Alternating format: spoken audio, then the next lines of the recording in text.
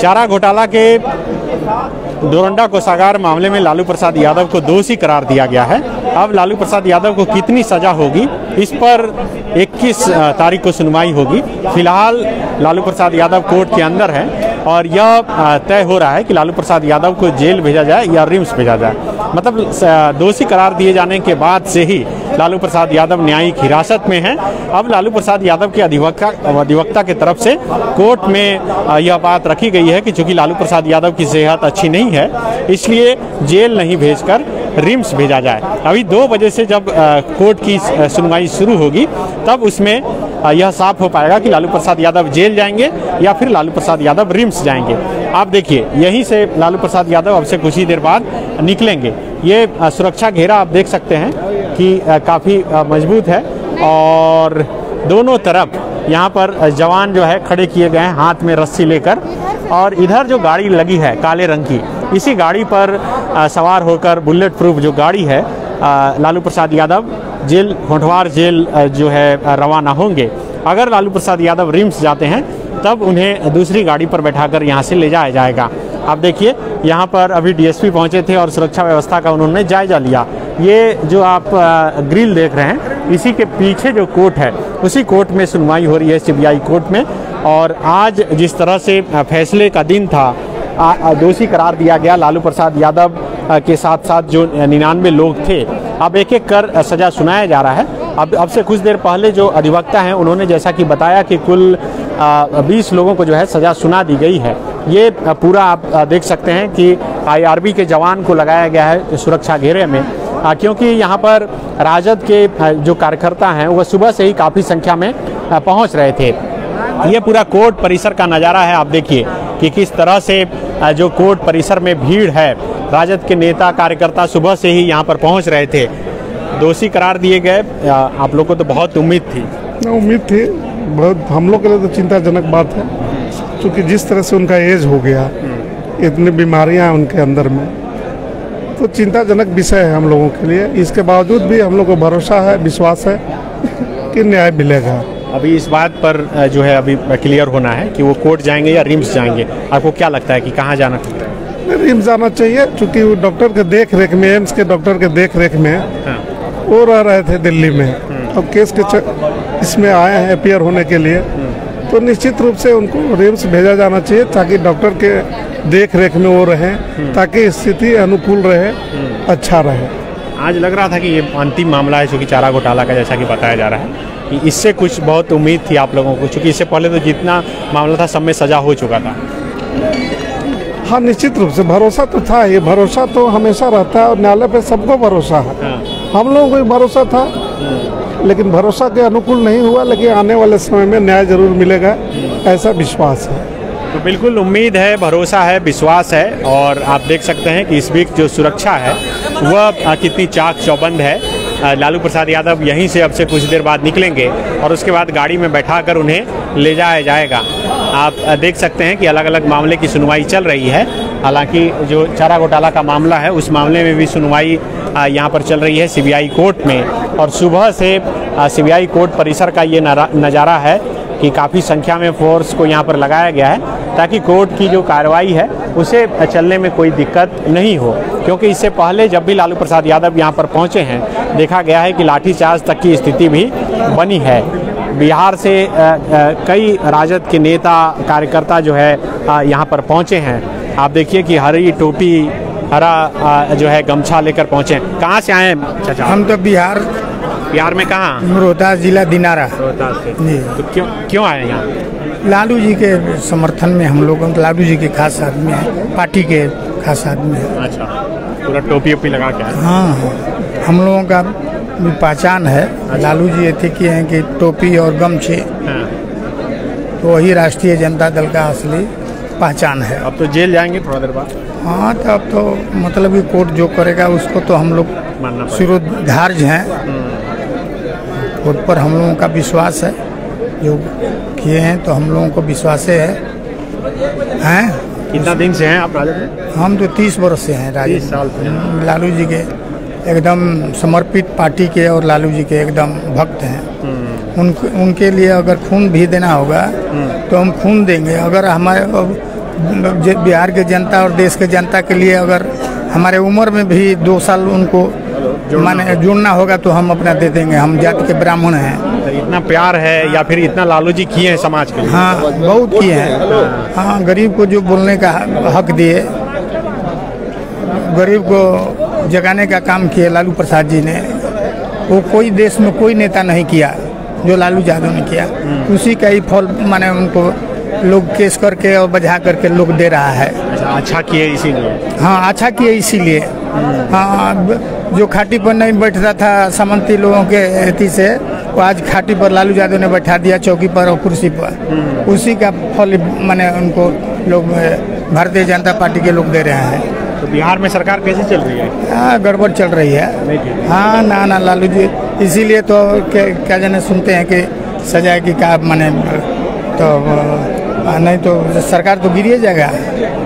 हाँ, इसीलिए इधर इधर मैंने लालू जी बोल दिए कि हम चुनाव लड़ेंगे, पार्लियामेंट में जाएंगे और नरेंद्र मोदी को जवाब देंगे। हाँ, ठीक है, वो इतना खूंटा ठोक कोई नेता नहीं है। निर्भीक बोलने वाला लालू यादव ऐसा कोई माई का लाल इस हिंदुस्तान में कोई बोलने वाला लालू जी के तरह जैसे निर्भीक और गरीब को जो मदद करते हैं। अभी मैं आया तड़तड़ फोन करते हैं गरीब के लिए। तो ऐसा नेता कोई नहीं है जो कि तुरंत फोन कर दे। एकदम मतलब मोदी जी को चैलेंज कर सकते हैं। मोदी जी को अब हम क्या कहें, खुल करके कोर्ट को हम नहीं बोलेंगे। नहीं, कोर्ट पे नहीं, ऐसे ही बात। हाँ, हम मैंने ठीक है। हाँ, अगर कोई देश में अगर जवाब देने वाला है इस पृथ्वी पर भारत में तो लालू जी ही हैं कि जो कि नरेंद्र मोदी को जवाब दे सकते हैं। कहते कि ना जी, ऐसा कोई नेता नहीं है। बाप रे बाप, जो गरीब को इतना हौसला दिए। एसपी कलेक्टर के यहाँ गरीबों को बैठाए, कौन दिया?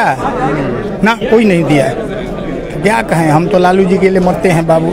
हम समाजवादी ब्राह्मण हैं, लालू जी की खून देने के लिए तैयार हैं। अपने उम्र से 2 वर्ष और हम देते हैं कि भगवान उनको माने सेवा करने के जनता का मौका। ब्राह्मण है? हम ब्राह्मण हैं। हम 30 वर्ष से लालू जी के साथ। तो बोलता है कि ब्राह्मण पर बहुत जाति किए हैं। ना, कुछ नहीं किए। हम नहीं, हम साथ में हम उनके यहाँ बैठते हैं, हमको बुलाते हैं। 1 लाख आदमी रहेगा तो हमको बुलाएंगे, पांडे जी आइए, क्या कहते हैं, हमको बैठाते हैं। अब ब्राह्मण को तंग नहीं करते। ब्राह्मण को तो असल तक कर रहा है नीतीश कुमार के वोट भाजपा के लेकर के।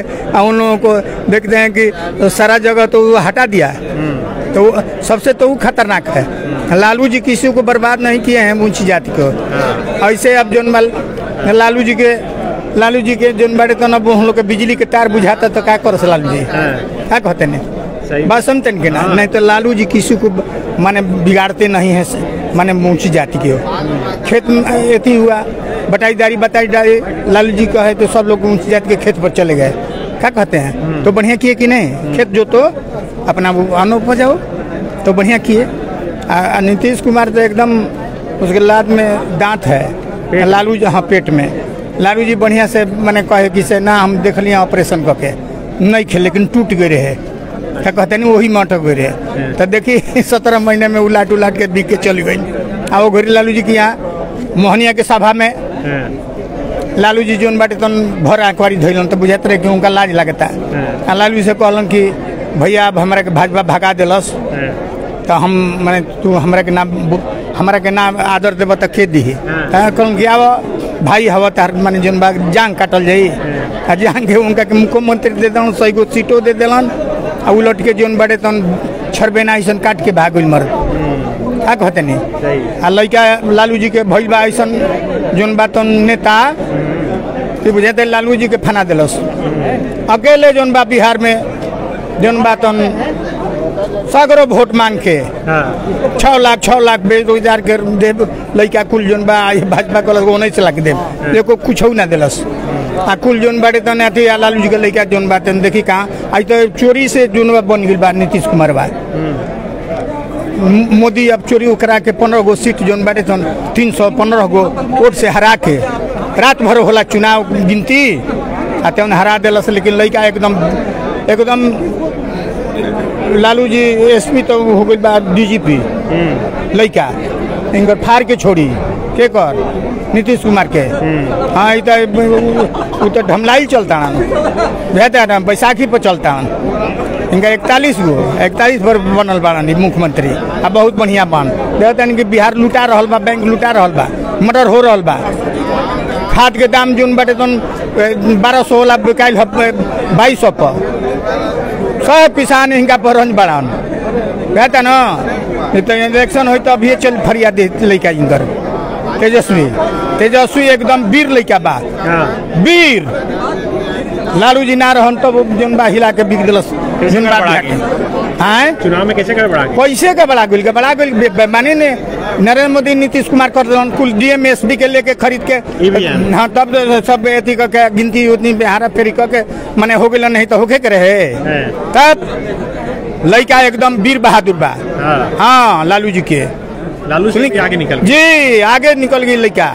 अब तो घर के गार्जियन जोन बारे तन मुन्हा में लेके जाइल जाला वही तरह हमारे लालू जी मुन्हा में के बानन। अच्छा जब हम काम पड़ता हो जाए जोन बात लड़का के माने जोन बात बोलता ना से वो लड़का पढ़ के एकदम एथी हो गई बा विद्वान जोन बात राजनीति में हो गई।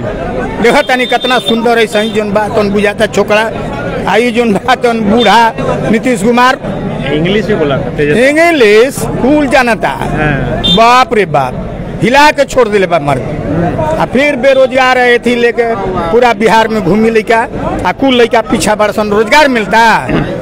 नरेंद्र मोदी कहन कि हम 2 करोड़ हर साल दे झूठा जनता के जोन बा कहलन कि 15 लाख रुपया दे तो लालू जी कहन कि हम जोड़ा हो राबड़ी जी से कहन कि जोड़ो तो कहो हमारा परिवार बात आता ना तब तो हम जोन बात एकदम चौभक के खाई बैठल कुछ ना मिलल ना रोजगार मिलल ना नौकरी मिलल ना 15 लाख मिलल ना धान के दाम 1.5 करेल रहन। आज जोन बा 1500 के धान बिकाता आ उनकर 1965 के बा कहाँ तहार गईल का दिलन कुछ ना दिलन किसान मर रहल बान खाद ना मिलल। हम लोग बिहार के बानी आ बिहार में जोन बात हम खेती करीला बिहार में सबसे माने टॉप है कि ना।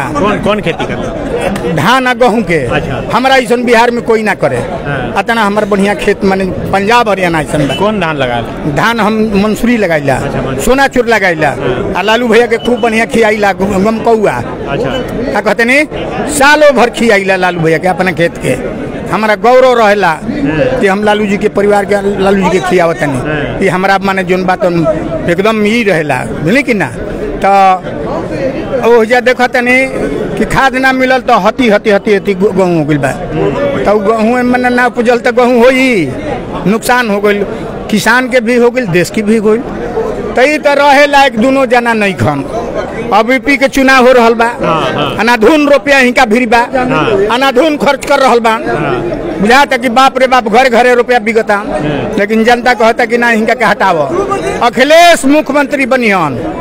हाँ माई के लाल ओझा हमने के बगले में माने रोहतास जिला के एकदम यूपी बॉर्डर बा हमने के तो रोज आवता जाता आदमी आई अमित शाह आई सब लोग जोन बा ओझा रुपया के गर्दा खबर ले बा कैसे जोन बा DMSB के कह के कि देखियो वो बूथ पर जोन बा ओझा जीते के बा तो वोट माने जोन बा मारे के बा तो का कह दिहन बिहार से माने यूपी सबक ले बा गबड़ा गोल ना ध्यान माने जोन बा तो लड़का का करो माने जोन बा साहब योगी जी। हाँ योगी साहब ओझा कुल बराबर जोन बाटे तो नाम ले बाड़न ओझा मरवा दिलन एगो विकास दुबे के बेटा इंदिरा गांधी के मराइल तो फांसी ना पड़ल। योगी जी तो बोले बड़न कि सब गर्मी शांत कर दे शांत अपने उनका हो जाए गर्मी उनकर गर्मी शांत हो जाए जनता उनका के गर्मी शांत करा दी बेटा ना।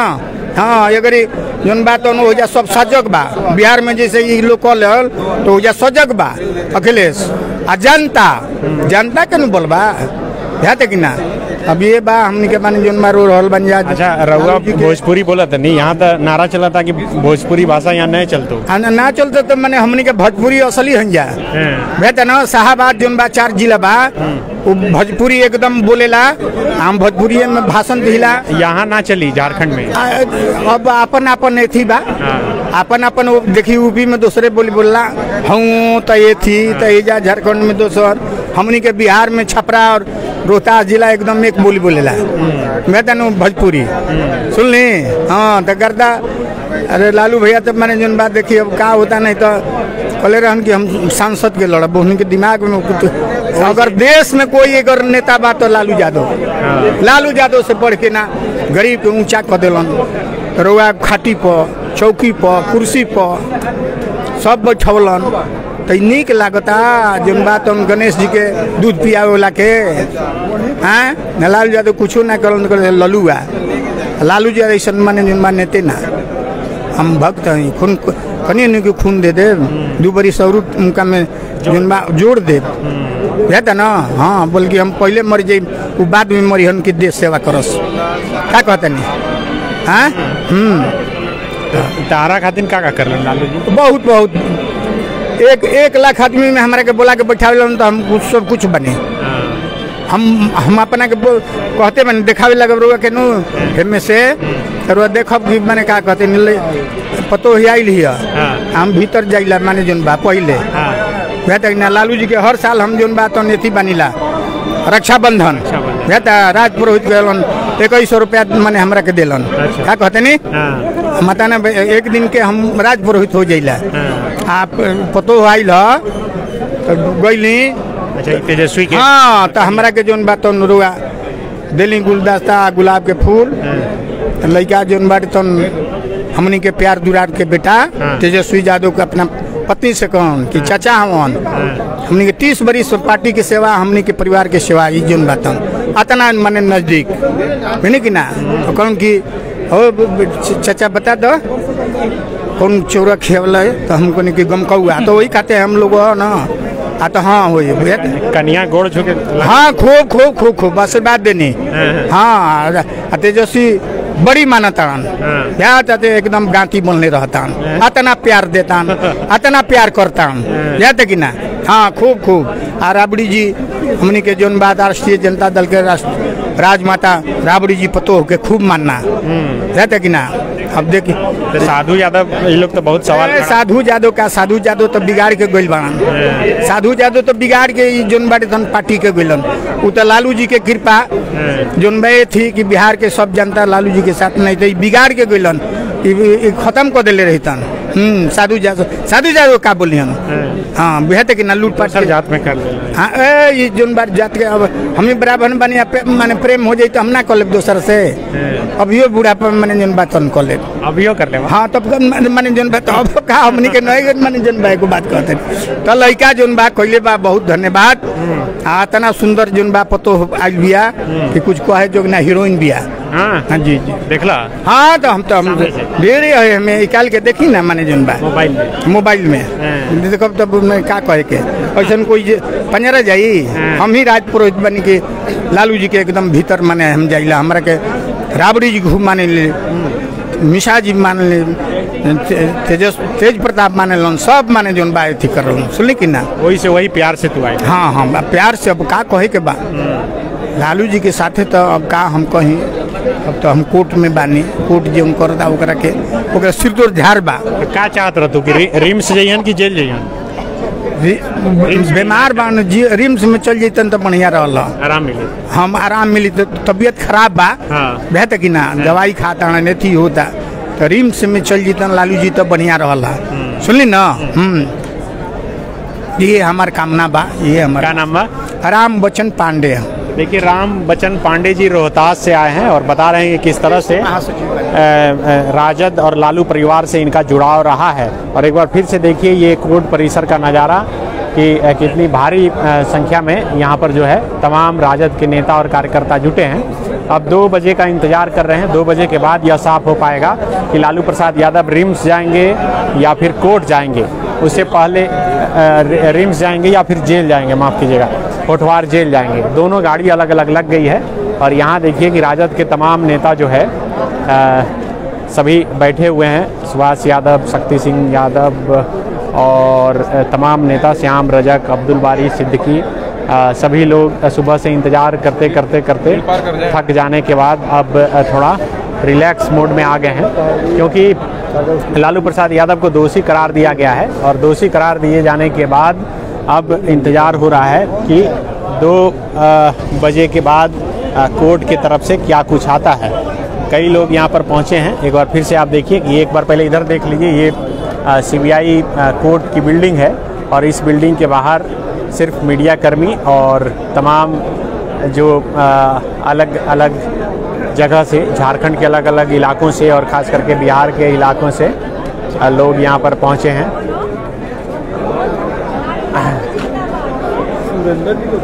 आप बस मालिक बस